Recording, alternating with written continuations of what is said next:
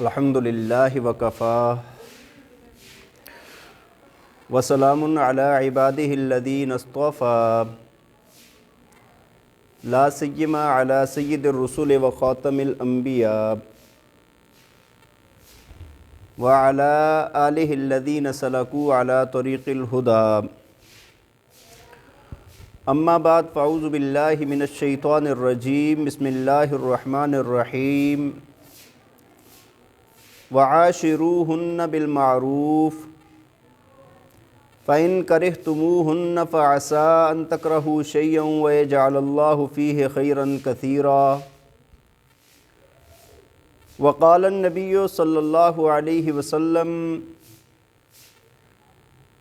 اکمل المؤمنین ایمانا احسنہم خلقا وخیارکم خیارکم لأہلہ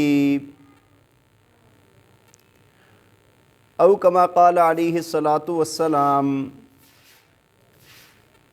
صدق اللہ العظیم وصدق رسولہ النبی الکریم ونحن علی ذلک لمن الشاہدین والشاکرین والحمد للہ رب العالمین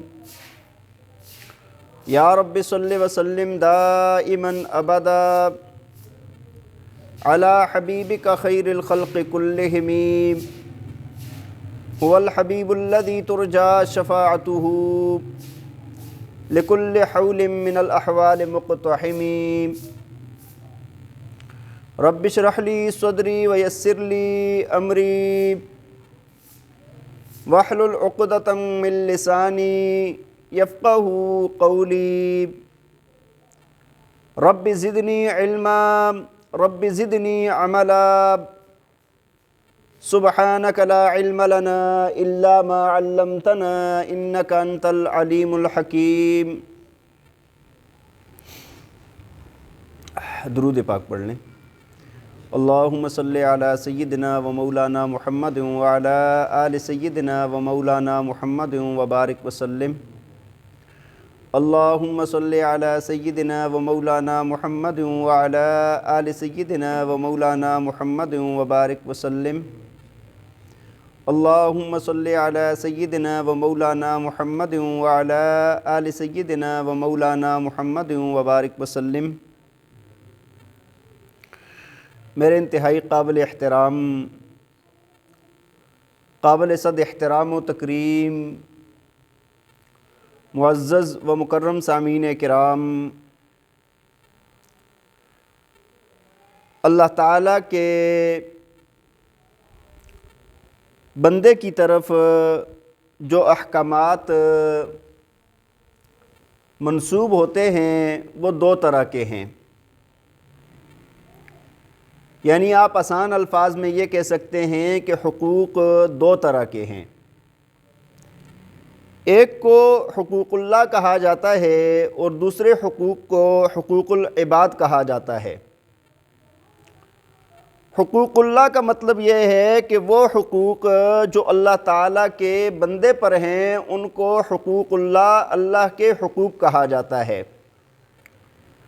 اور دوسرے حقوق العباد یعنی وہ حقوق جو بندوں کے بندوں پر ہیں ان کو حقوق العباد کہا جاتا ہے۔ اب آپ دیکھیں، نماز ہے، روزہ ہے، زکوٰۃ ہے، حج ہے، یہ حقوق اللہ ہیں، یہ اللہ کے حق ہیں،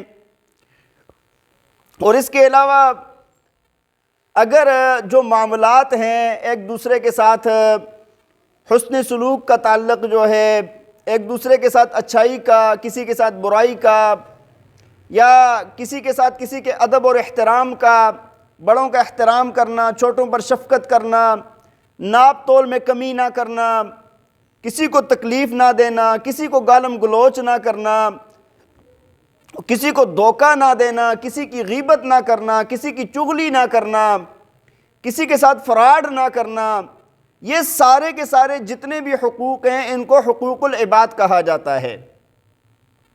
تو ایک حقوق اللہ ہو گئے اور ایک ہو گئے حقوق العباد۔ اب ان دونوں حقوقوں میں سے اللہ کے حقوق جو ہیں، جو حقوق اللہ ہیں، وہ نسبتاً حقوق العباد کے انسان کے لیے آسان ہیں۔ دیکھیں اگر ایک بندے سے حقوق اللہ میں کمی ہو گئی، اللہ کا حق مار دیا، اس کے بعد وہ توبہ کرے گا، گڑ گڑائے گا، روئے گا، اللہ سے معافی مانگے گا، اللہ تعالیٰ اس کے حقوق کو معاف فرما دیں گے، اپنے حقوں کو اللہ تعالیٰ معاف فرما دیں گے۔ لیکن اگر کسی بندے نے کسی بندے کے ساتھ زیادتی کر دی، کسی کی زمین کھا گیا، کسی کے ساتھ زیادتی کر گئی، ہاں جی، کسی پر ظلم کر دیا، کسی پر بہتان لگا دیا، اب یہ ایسے حق ہیں کہ ان کا تعلق بندے کے ساتھ ہے۔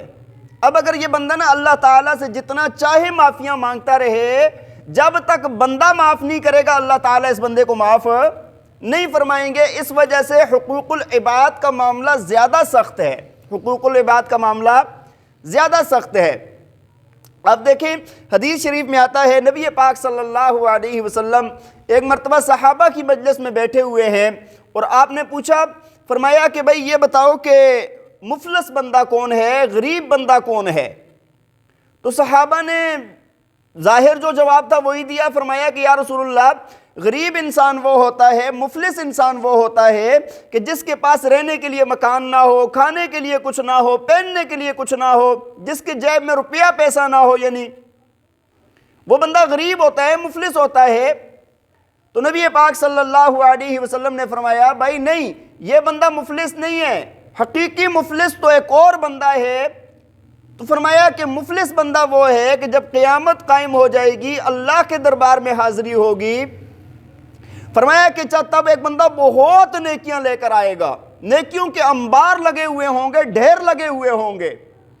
اب اللہ تعالیٰ کے سامنے جب آئے گا تو اس کے پیچھے حقوق لینے والے بندے بھی کھڑے ہوں گے، کسی کے ساتھ ظلم کیا ہوگا، کسی پر زیادتی کی ہوگی، تہمت لگائی ہے، بہتان باندھا ہے، کسی کی غیبت کی ہے، کسی کا مالی حق مارا ہے، کسی کا جانی حق مارا ہے، یہ سارے حق لینے والے پیچھے کھڑے ہوں گے۔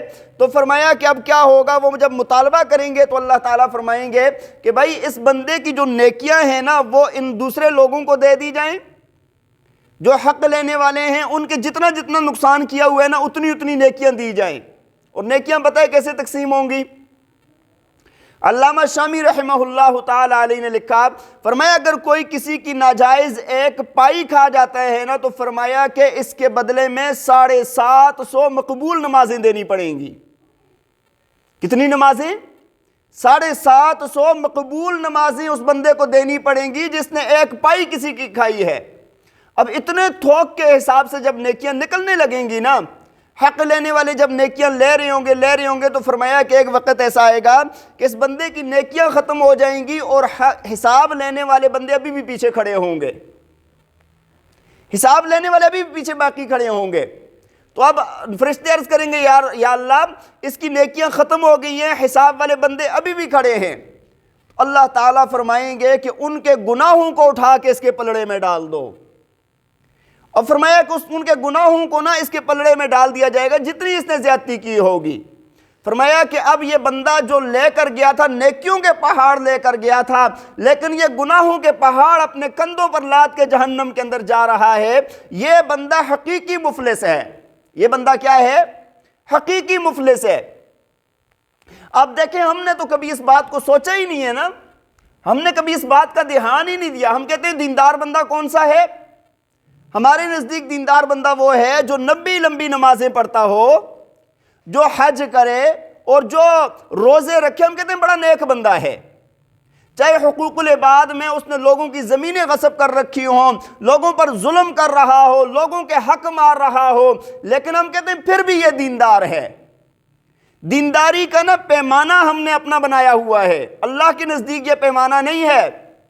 اللہ کے نزدیک یہ ہے کہ جو بندہ ان حقوق کو بھی ادا کرے۔ اب آپ دیکھیں نا کہ ایک بندہ نیکیاں لے کے جا رہا ہے، نمازیں ہیں، روزے ہیں، حج ہیں، زکاتیں ہیں، سب کچھ اس کے پاس ہے، لیکن وہ بندہ اس کے باوجود بھی جہنم میں جا رہا ہے۔ کیوں جا رہا ہے؟ کیوں جہنم میں جا رہا ہے؟ وہ وجہ اس کی یہ ہے کہ اس نے حقوق العباد کا خیال نہیں رکھا، حقوق العباد کا خیال نہیں رکھا۔ آپ دیکھیں کہ لوگ کیا کر رہے ہیں، حدیث شریف کے اندر آتا ہے، فرمایا کہ جو بندہ اللہ پر، اللہ کے رسول پر، یوم آخرت پر ایمان رکھتا ہو، فرمایا کہ وہ اپنے پڑوسی کو تکلیف نہ پہنچائے۔ بات سمجھ آ رہی ہے؟ اور ہمارا کیا حال ہے؟ ہم نے پڑوسیوں کو تو تکلیف پہنچانی ہے نا، وہ تو ہمارے دین میں شامل ہی نہیں ہے، ہمیں ایسے لگتا ہے۔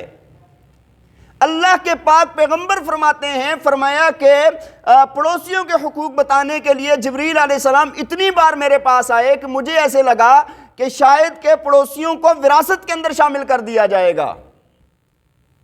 کتنا بڑا حق ہے پڑوسی کا، اس کو ہر طرح کی تکلیف سے بچانا ضروری ہے ہمارے لیے۔ اور اس میں ضروری نہیں ہے کہ آپ تکلیفیں، جو بھی تکلیف ہے، ایک بندہ بیمار ہے، اس طرف سے اونچا اونچا شور شرابہ لگایا ہوا ہے، یہ بھی تکلیف ہے۔ ایک بندہ آرام کر رہا ہے اور اس کے آرام میں خلل ڈالنے کا جو بھی انداز اختیار کیا جا رہا ہے وہ سارا اس کے اندر حرام ہے۔ باہر گلی ہے، محلہ ہے، اگر اس کے اندر دوسرے پڑوسی کے گھر کے سامنے کوڑا کرکٹ پھینکا جا رہا ہے، کیچڑ بنایا جا رہا ہے، مٹی پھینکی جا رہی ہے، اس کے گھر کے سامنے پانی ڈالا جا رہا ہے، یہ ساری کی ساری اس کے حق کو مارا جا رہا ہے۔ گھر سے پانی نکلا اور پڑوسی کے گھر کے سامنے چلا گیا اور اس نے اس کا کوئی انتظام نہیں کیا، تو یہ بندہ مجرم بن رہا ہے۔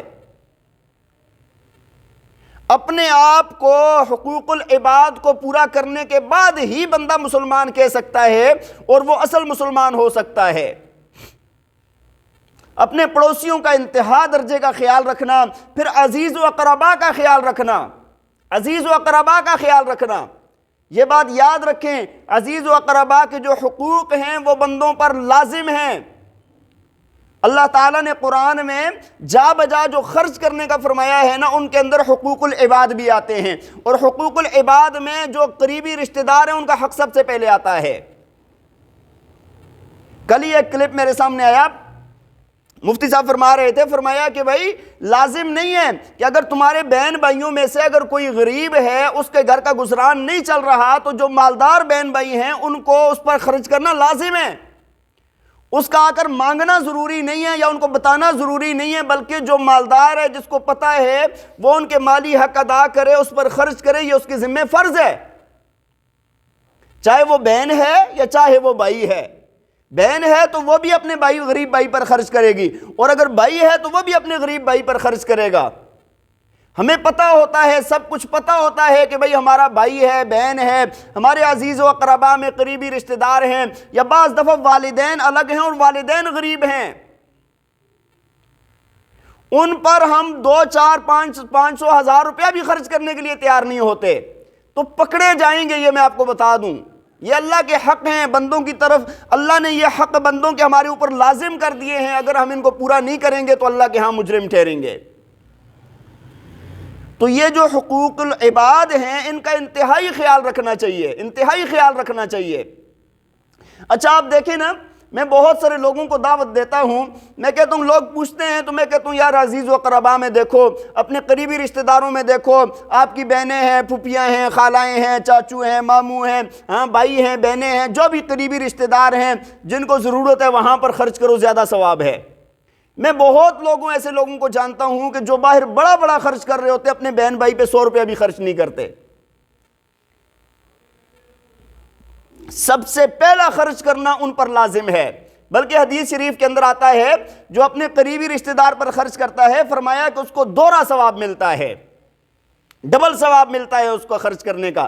ایک تو فرمایا کہ صدقہ کرنے کا ثواب مل گیا، اور دوسرا فرمایا کہ رشتہ داری پالنے کا اس کو ثواب مل گیا۔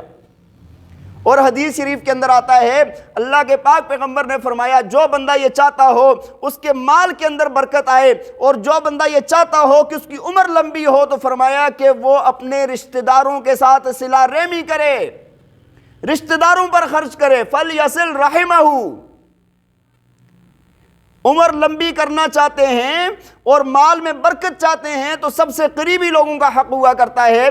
بہرحال بات یہ عرض کر رہا تھا کہ یہ بہت سارے حقوق ہیں جو ہماری طرف متوجہ ہوتے ہیں اور ہم ان کے اندر کوتاہی کر رہے ہوتے ہیں، غفلت کر رہے ہوتے ہیں۔ تو اللہ کے پاک پیغمبر نے فرمایا کہ حقیقی مفلس بندہ وہ ہے کہ جو بہت نیکیاں لے کر آئے لیکن لوگوں کے اتنے حق لے کر آیا تھا کہ ساری نیکیاں اس کے ہاتھ سے نکل گئی ہیں۔ ہاں انسان ہے، بعض دفعہ یہ ہوتا ہے کہ ایک بندہ سارے حق ادا کرتا رہا بہت کوشش کے ساتھ، بہت زیادہ، لیکن پھر بھی انسان ہونے کی وجہ سے کبھی کمی کوتاہی رہ گئی، ایسے لوگوں کے لیے اللہ تعالیٰ نرمی فرمائیں گے۔ ایسے لوگوں کے لیے وہ بعض خاص لوگ ہوں گے کہ جو پوری توجہ سے، پوری کوشش سے اور پورے دھیان کے ساتھ وہ لوگ اپنے حقوق ادا کرتے رہے، لیکن پھر بھی کمی کوتاہی رہ گئی۔ فرمایا کہ ان کے لیے اللہ تعالیٰ نے خصوصی اکرام فرمائیں گے۔ امام غزالی رحمہ اللہ تعالیٰ علیہ نے ایک روایت نقل فرمائی ہے، احیاء العلوم کے حوالے سے نقل ہے، فرمایا کہ قیامت کا دن ہوگا، دو بندے ہوں گے، ایک بندہ نا دوسرے سے اپنے حق کا مطالبہ کر رہا ہوگا اور دوسرا معذرت کر رہا ہوگا۔ ہاں جی، دوسرا کہے گا بھائی میرا حق ادا کرو، تم نے دنیا میں مجھ سے یہ ایسی زیادتی کی تھی، ایسا میرا حق تھا تمہارے اوپر۔ دوسرا کہے گا جی بڑا مسکین بندہ ہوں، معاف کر دیں، ہاں مجھے چھوڑ دیں، معاف کر دیں۔ تو فرمایا کہ یہ چلتے چلتے نا اللہ کی عدالت میں پہنچ جائیں گے۔ اللہ تعالیٰ کو جا کر وہ بندہ کہے گا یا اللہ میرا حق اس نے ادا کرنا اور یہ ادا نہیں کر رہا۔ اللہ تعالیٰ اس سے پوچھیں گے دوسرے سے کہ ہاں بھائی کیوں نہیں حق ادا کر رہے؟ یہ بندہ کہے گا کہ میں تو بڑا مسکین بندہ ہوں جی، بڑی کوشش کی ہے لیکن مجھ سے کوتاہی ہو گئی ہے، کمی ہو گئی ہے۔ تو اللہ تعالیٰ فرمایا کہ وہ جو بندہ حق طلب کرنے والا ہے نا، فرمایا وہ ویسے ہی نگاہ اٹھائے گا نا تو اوپر ایک موتیوں سے بنا ہوا محل اس کو نظر آئے گا، جنت کا محل نظر آئے گا، وہ دیکھتا رہ جائے گا۔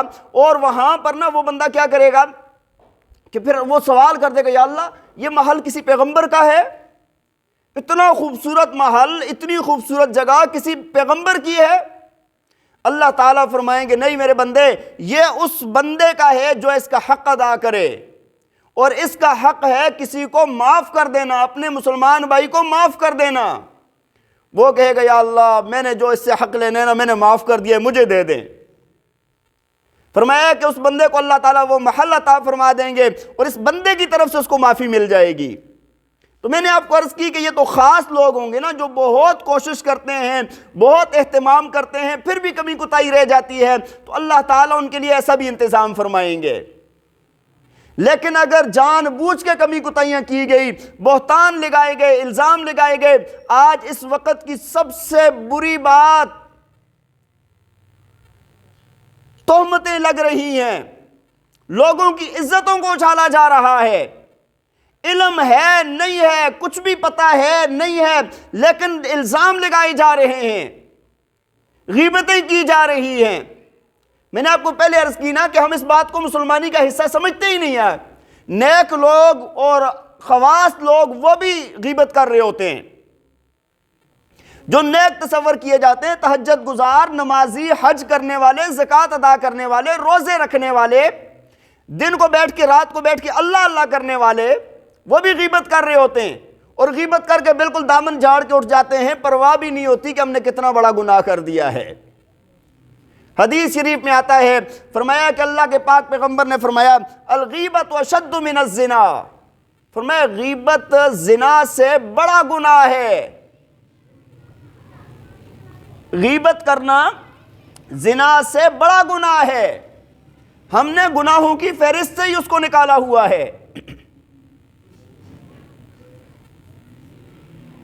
اور ایک بات میں آپ کو اور بتا دوں، بعض لوگ کہتے ہیں جی ہم نے تو جو بات کی ہے وہ بات سچ ہے، وہ بات سچ ہے، دوسرے کے اندر یہ جرم موجود ہے تب ہم اس کے بارے میں ایسا کہہ رہے ہیں۔ تو یہ سوال ایک صحابی نے نبی علیہ السلام سے بھی کیا تھا، یا رسول اللہ اگر کسی کے اندر ایک عیب موجود ہو ہم اس کو بیان کریں وہ بھی غیبت ہے؟ تو آپ صلی اللہ علیہ وسلم نے فرمایا ہاں کسی کے اندر گناہ موجود ہو اس کا اگر اس کے پیٹھ پیچھے تذکرہ کیا جائے وہی غیبت ہے، اگر اس کے اندر گناہ ہی نہیں ہے تو پھر تو فرمایا یہ بہتان ہے۔ پھر کیا ہے؟ بہتان ہے نا، پھر تو گناہ ہی نہیں ہے، اس نے بہتان لگا دیا، وہ غیبت سے بھی اونچا گناہ ہے۔ تو بھائی یہ بہت بڑا جرم ہے، بہت بڑا گناہ ہے، بہت بڑا ظلم ہے۔ کسی پر کبھی بھی اپنی زبان سے کوئی بات نکالیں خوب سوچ سمجھ کے کہ اللہ کی عدالت میں یہ بات پیش ہوگی، وہاں پر جواب دہی ہوگی، وہاں پر پوچھا جائے گا اس کا ثبوت لا، یہ بات کیوں کی تھی۔ جو بندہ کسی کے بارے میں بدگمانی کرتا ہے وہ دراصل نہ اپنے اوپر مقدمہ قائم کروا رہا ہے، بے وقوف ترین انسان ہے، مقدمہ بنوا رہا ہے، عدالت میں پیش ہوگا، اللہ پوچھے گا اس سے۔ اور اگر کوئی بندہ کسی کے بارے میں خیر خواہی اور اچھا گمان رکھ رہا ہے، اس کو اس پر اجر ملے گا، اس کو اس پر کیا ملے گا؟ اجر ملے گا۔ تو بھائی یہ بھی اسلام کا ایک بنیادی حصہ ہے کہ حقوق العباد کا خیال رکھا جائے، حقوق العباد کا خیال رکھا جائے۔ اور انہی حقوق العباد میں سے جو اصل میں نے بات کرنی تھی وہ ہے میاں بیوی کے حقوق۔ حقوق العباد میں سے اہم حقوق کس کے ہیں؟ میاں بیوی کے حقوق۔ اب کچھ حقوق ایسے ہیں کہ جو بیوی کے خاوند پر ہیں، اور کچھ حقوق ایسے ہیں کہ جو خاوند کے بیوی پر ہیں۔ اللہ تعالیٰ نے چونکہ یہ زندگی اور یہاں کا دنیا کا نظام چلانا ہے تو دونوں طرف حقوق ہیں، ایک دوسرے کی ذمہ داریاں ہیں وہ پوری کرنی ہیں۔ اور یہ واحد مسئلہ ہے، اللہ تعالیٰ نے قرآن کا ایک اسلوب ہے، قرآن پاک کے اندر جزیات ہمیشہ بیان ہوتی ہیں، قرآن پاک نہیں اجمال بیان ہوتا ہے، اس کی جو تفصیلات ہیں نا وہ احادیث کے اندر آتی ہیں۔ جیسے آپ دیکھیں نا، اللہ نے قرآن میں فرمایا اقیموا الصلاۃ، نماز قائم کرو، آتوا الزکاۃ، زکوٰۃ ادا کرو، واتموا الحج والعمرۃ للہ، حج اور عمرہ ادا کرو۔ ہاں، تو اب یہ جو اجمال ہے نا، قرآن صرف مسئلہ بتا دیتا ہے کہ یہ کام کرو، کرنا کیسے ہے وہ سارا حدیث بتائے گی، کرنا کیسے ہے وہ سارا کون بتائے گا؟ احادیث کے اندر وہ بات آئے گی نا۔ قرآن نے یہ نہیں کہا کہ تم رکوع ایسے کرو، سجدے ایسے کرو، رکعتیں اتنی ہیں، ہاں یہ ساری چیزیں یہ قرآن نے نہیں بتائی، یہ حدیث نے، نبی علیہ السلام کے عمل نے بتایا ہے ہمیں۔ لیکن میاں بیوی کے حقوق ایسے حقوق ہیں کہ یہ اللہ تعالیٰ نے قرآن پاک کے اندر اس کی جزیات بھی بیان فرمائی ہیں، چونکہ یہ بہت اہم مسئلہ ہے، بہت اہم مسئلہ ہے۔ دیکھیں، جب میاں بیوی کے تعلقات آپس میں اچھے ہوں گے تو آگے کیا ہوگا؟ آگے اولاد پر اچھا اثر پڑے گا، اولاد کی اچھی تربیت ہوگی۔ جب اولاد اچھی ہوگی تو ایک معاشرہ اچھا ہو جائے گا۔ اللہ تعالیٰ اس رشتے کے اندر کسی قسم کی دراڑ نہیں برداشت فرما رہے، اس رشتے میں کوئی دراڑ نہیں ہونی چاہیے۔ بات سمجھ آ رہی ہے کہ نہیں؟ تو میاں بیوی کے حقوق کا بہت اہمیت کے ساتھ بیان کیا گیا ہے۔ وہ حدیث شریف صحیح مسلم کی روایت ہے نا، فرمایا کہ شیطان نا اپنا تخت بچھاتا ہے سمندر کے اوپر، سمندر کے پانی پر اس کا تخت بچھتا ہے، اور روز نا اس کے پاس اس کے سارے چیلے آتے ہیں، شیطان سارے ابلیس کے پاس آتے ہیں اور آ کر کارگزاریاں سناتے ہیں، جی آج ہم نے قتل کروا دیے، دوسرا آ کر کہتے ہیں جی آج میں نے فلاں فساد کروا دیا، کسی سے دھوکہ کروا دیا، ہاں جھوٹ بلوا دیا، میں نے فلاں کر دیا، فلاں کر دیا، سارے آ کر بتاتے رہتے ہیں۔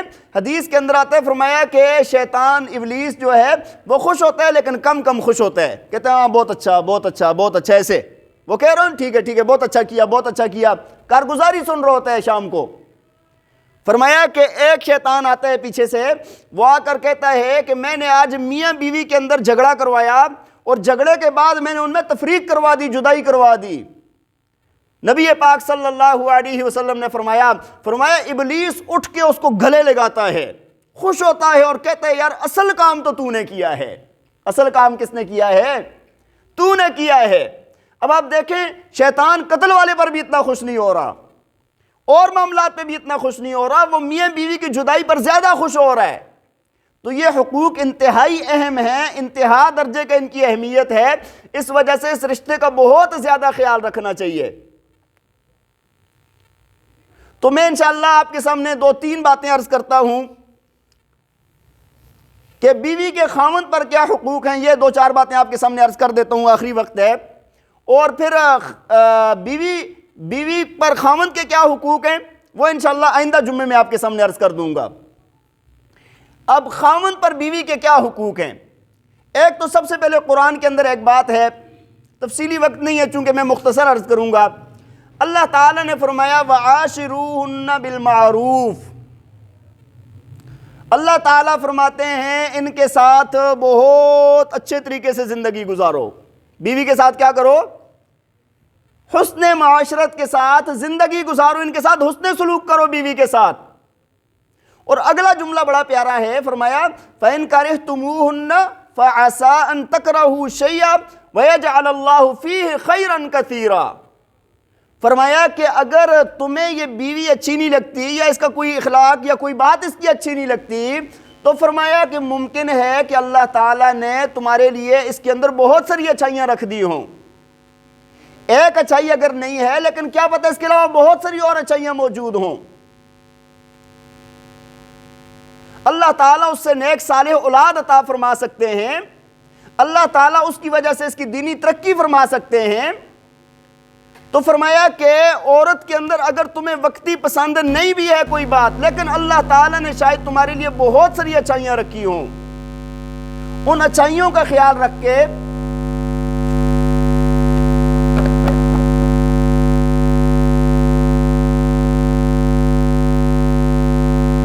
تو بیوی کی ان اچھائیوں کو مد نظر رکھتے ہوئے آپ لوگ ان کے ساتھ حسن سلوک کرو۔ یہ انتہائی اہم مسئلہ ہے۔ اور روایت کے اندر آتا ہے، حضرت ابو ہریرہ رضی اللہ تعالیٰ عنہ سے روایت ہے، اللہ کے پاک پیغمبر نے فرمایا کہ اکمل المؤمنین ایمانا احسنہم خلقا، فرمایا تم میں سے کامل ایمان والا شخص وہ ہے کہ جس کا اخلاق اچھا ہو، جس کا کیا اچھا ہو؟ اخلاق اچھا ہو، وہ کامل ایمان والا ہے۔ اور ساتھ آگے کیا فرمایا پتہ ہے؟ فرمایا وَخِيَارُكُمْ خِيَارُكُمْ لِأَهْلِ، فرمایا اور تم میں سے بہترین انسان وہ ہے جو اپنے گھر والوں کے ساتھ اچھا ہے۔ اخلاق اچھے والا کون سا ہے؟ جس کا اخلاق اپنے گھر والوں کے ساتھ، اپنے گھر میں جس کا اخلاق اچھا ہے۔ اور دوسری روایت میں اللہ کے پاک پیغمبر نے فرمایا تم میں سے بہتر وہ ہے کہ جو اپنے گھر والوں کے ساتھ اچھا ہے، اور فرمایا میں تم میں سے سب سے زیادہ بہتر ہوں کیونکہ میں اپنے گھر والوں کے ساتھ سب سے زیادہ اچھا ہوں۔ آپ دیکھیں بہت سارے لوگ ایسے ہوتے ہیں، باہر جب ملیں گے ایسے لگے گا کہ ان کے منہ سے شہد ٹپک رہا ہے، ایسے ہنس مکھ بندہ کہے گا یار ان سے اچھی اخلاق والا ہے ہی کوئی نہیں، اور صاحب جب گھر میں جائیں گے نا تو ماتھے پر 12 بجے ہوئے ہوں گے۔ اللہ کے بندے کون سی جا کر تم نے ریسلنگ کرنی ہے وہاں پر جا کے؟ بہت سارے لوگ ہمیں ملتے ہیں کہتے ہیں جی روب رکھنا چاہیے اپنا۔ میں کہتا ہوں تمہارے سامنے کوئی پہلوان تھوڑی ہے گھر میں جس پر تم روب رکھنے کے چکر میں ہو۔ اچھے اخلاق کے ساتھ، اچھے انداز کے ساتھ اور حسن سلوک کے ساتھ بیوی کے ساتھ پیش آئیں۔ اما عائشہ صدیقہ طاہرہ رضی اللہ تعالیٰ عنہ فرماتی ہے، فرمایا کہ اللہ کے پاک پیغمبر کے ساتھ میری ساری زندگی گزری ہے، فرمایا کہ اس دوران جب بھی آپ گھر میں تشریف لائے، مارنا ہاتھ اٹھانا تو بہت دور کی بات ہے، فرمایا جب بھی گھر میں تشریف لائے آپ کے چہرے انور پر مسکراہٹ رہا کرتی تھی ہمیشہ۔ 9 ازواج ہیں بیک وقت، اور وہاں پر بھی وہ آپس میں سونکنے والا لازمن ہوتا ہوگا، سب سے اونچے درجے کی عورتیں ہیں کائنات کی، لیکن وہ کچھ تو ہوتا ہے نا تھوڑا بہت، تو اللہ کے پاک پیغمبر کو بھی وہ معاملات پیش آتے ہوں گے، لیکن فرمایا کہ جب بھی تشریف لائے مسکراتے ہوئے آئے۔ حضرت تھانوی رحمہ اللہ تعالی علیہ کے مشہور خلیفہ ہیں ڈاکٹر عبدالحی عارفی صاحب رحمہ اللہ تعالی علیہ، اللہ تعالیٰ ان کی قبر پر کروڑوں رحمت نازل فرمائے۔ ان کی گھر والی لکھتی ہیں، فرمایا کہ میرا حضرت کے ساتھ 50-55 سال کا ہمارا اکٹھا ہم نے زندگی گزاری ہے، فرمایا ان 50-55 سالوں کے اندر کبھی بھی ایک موقع بھی ایسا نہیں آیا کہ حضرت گھر تشریف لائیں اور چہرے کے اوپر مسکراہٹ نہ ہو۔ فرمایا مارنا ہاتھ اٹھانا دور کی بات ہے، جب بھی آئے چہرے پر مسکراہٹ ہوتی تھی۔ یہ ہیں سنت کے پابند لوگ، اللہ کے نبی کی زندگی کو اپنانے والے لوگ۔ تو جب بھی بھائی بیوی کے ساتھ حسن سلوک کے ساتھ پیش آئیں، اور ساتھ ہے کہ بھائی اب ٹائم بھی ختم ہو رہا ہے، تو کیسے بھائی ہم حسن سلوک کیسے کر سکتے ہیں؟ 2 باتیں آپ کے سامنے عرض کر دیتا ہوں، انشاءاللہ اگر عمل کر لیں تو انشاءاللہ حسن سلوک پر آ جائیں گے۔ ایک، جب بھی زندگی کا اصول بنا لیں، جب بھی کوئی معاملہ کرنا ہو، کسی کا حق سامنے ہے، کچھ بھی ہے، یہ سوچ لیں کہ اللہ مجھے دیکھ رہا ہے۔ کون دیکھ رہا ہے؟ اللہ مجھے دیکھ رہا ہے۔ یہ تصور کرنا، یہ سوچ پیدا کرنا کہ اللہ کی ذات مجھے دیکھ رہی ہے، یہ جب یہ تصور کامل ہو جاتا ہے تو تب انسان سے گناہ نہیں ہوتا۔ وہ ڈاکٹر صاحب کے پاس نا ایک بندہ آیا، ایک مرید آیا عبدالحی عارفی صاحب رحمہ اللہ تعالی علیہ کے پاس، فرمایا کہ مجھے درجہ احسان حاصل ہو گیا ہے۔ کیا حاصل ہو گیا؟ مجھے درجہ احسان حاصل ہو گیا ہے۔ اصل میں یہ حدیث شریف کی ایک اصطلاح ہے۔ جبریل علیہ السلام انسانی شکل میں رسول اللہ صلی اللہ علیہ وسلم کے پاس آئے اور آ کر چند سوالات کیے تھے۔ ان میں سے ایک یہ سوال تھا، مل احسان یا رسول اللہ صلی اللہ علیہ وسلم، یا رسول اللہ احسان کیا ہوتا ہے؟ تو آپ صلی اللہ علیہ وسلم نے جواب دیا تھا، فرمایا ان تعبد اللہ کأنک تراہ فإن لم تکن تراہ فإنہ یراک۔ تو اللہ کی عبادت ایسے کرے گویا کہ تو اللہ کو دیکھ رہا ہے۔ یہ درجہ پیدا نہیں ہوتا تو ایسے کر کہ اللہ تجھے دیکھ رہا ہے۔ تو یہی بات وہ کرنے لگے کہ حضرت مجھے درجہ احسان حاصل ہو گیا ہے، یعنی جب نماز پڑھتا ہوں تو میرا دھیان اللہ کے علاوہ کدھر بھی۔ تو ڈاکٹر صاحب نے ایک بات فرمایا بھائی یہ بتاؤ کہ گھر کے اندر بھی درجہ احسان حاصل ہوا ہے کہ نہیں، صرف نماز کی بات کر رہے ہو؟ جب بیوی بچوں کے ساتھ ہوتے ہو، گھر میں ہوتے ہو، اپنے ماتحتوں کے ساتھ ہوتے ہو، تب بھی تمہیں یہ خیال آتا ہے کہ اللہ مجھے دیکھ رہا ہے، یا صرف نماز میں پیدا ہوا ہے؟ تو میں نے آپ کو پہلی بات عرض کی کہ بندہ یہ دھیان پیدا کر لے کہ اللہ کی ذات مجھے دیکھ رہی ہے تو بیوی کے حقوق ادا کرنا اس کے لیے آسان ہو جائے گا۔ اور دوسرا بہت آسان بات ہے، وہ ہے یہ دنیا مکافات عمل کی جگہ ہے۔ یہاں پر جیسی کرنی ویسی برنی، نہ مانے تو کر کے دیکھ، جنت بھی ہے جہنم بھی ہے، نہ مانے تو مر کے دیکھ۔ کسی کی بیٹی آپ کے گھر میں ہے، کسی کی بہن آپ کے گھر میں ہے، کسی کی خالہ آپ کے گھر میں ہے، کسی کی پھپھو آپ کے گھر میں ہے، یہ سوچ لیں کہ جیسا میں کروں گا ویسا مجھے بھگتنا پڑے گا، جیسا میں کروں گا ویسا ہی مجھے بھگتنا پڑے گا۔ تو فرمایا نا کہ عدل و انصاف فقط حشر پہ موقوف نہیں، یہ دنیا خود بھی گناہوں کی سزا دیتی ہے۔ کسی کی بیٹی کے ساتھ زیادتی کرو گے، کسی کی بیٹی کے ساتھ ظلم کرو گے، کل تمہاری بیٹی کے ساتھ ہوگا، کل یہ تمہیں اپنی کھلی آنکھوں سے دیکھنا پڑے گا، کچھ بھی نہیں کر سکو گے۔ گزشتہ ہفتے میں ایک بندہ میرے پاس آیا، ایک عورت کا واقعہ سنایا کہ اس کو کمرے میں بند کر کے باندھ کے مارا جاتا ہے۔ اپنی 6 بیٹیاں ہیں، اپنی کتنی بیٹیاں ہیں جو باندھ کے مار رہا ہے۔ میں نے کہا پھر تیار ہو جائے۔ بڑا مجھے افسوس ہوا، بڑا دکھ ہوا۔ تو بھائی اللہ کے بندو، آپ اگر یہ چاہتے ہیں کہ میری بیٹی کے ساتھ کوئی اچھا ہو جائے، میری بہن کے ساتھ کوئی اچھا سلوک کرے، تو فرمایا کہ اس کا اصول، بنیادی اصول یہ ہے کہ جو بیٹی کسی کی تمہارے گھر میں ہے اس کے ساتھ حسن سلوک کرو، اس کے ساتھ اپنے معاملات کو اچھا کر لو، اس کے ساتھ احسان والا معاملہ کرو۔ کسی نے اپنی بیٹی پال پوس کر، لاڈوں سے پیاروں سے پال کر جوان کر کے آپ کے حوالے کر دی ہے، اس کا احسان مانو یار۔ اللہ کے پاک پیغمبر نے فرمایا 2 بندوں کا احسان ضرور مانو، ایک وہ جس کی بیٹی تمہارے گھر میں ہے اور ایک وہ جس کی بہن تمہارے گھر میں ہے۔